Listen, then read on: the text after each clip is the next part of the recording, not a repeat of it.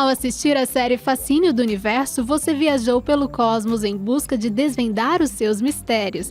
Agora é hora de uma nova jornada para entender como a comunidade de cientistas brasileiros faz parte da produção de instrumentos para os principais telescópios do mundo.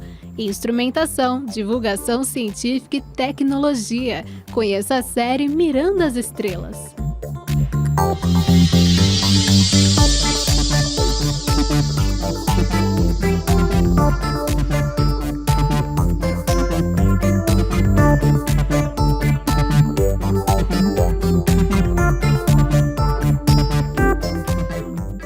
Olha, na década de 2000, a comunidade astronômica brasileira, ela tomou uma decisão, que é de começar a fazer seus próprios instrumentos astronômicos. Até então, a maioria dos instrumentos eram importados. Sob a liderança do Laboratório Nacional de Astrofísica e com apoio dos parceiros do Brasil, as universidades, os institutos de pesquisa, também com apoio internacional, porque a gente estava aprendendo, nós conseguimos ao longo desses 20, 25 anos atingir uma expertise única na construção de principalmente espectrógrafos e polarímetros. E a gente tem um conhecimento que foi adquirido e gestado no Brasil em fibras ópticas, na parte de optomecânica. E a gente faz coisa que ninguém no mundo mais consegue fazer nos manuseio, polimento de fibras ópticas.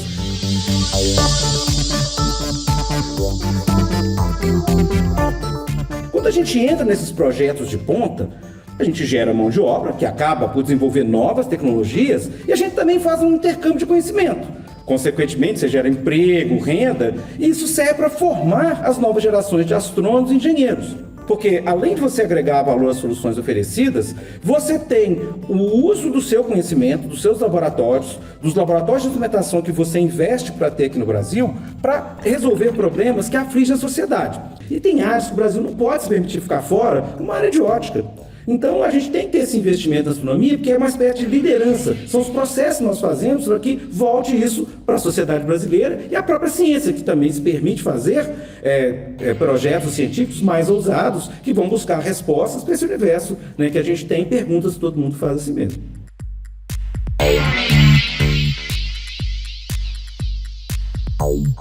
Esse conhecimento ele precisa ser socializado.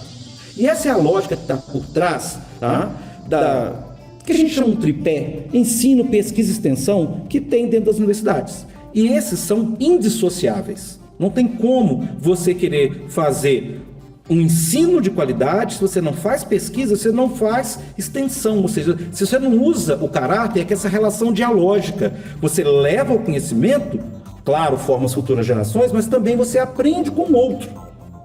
Porque esse aprendizado é o que permite a gente avançar em ciência.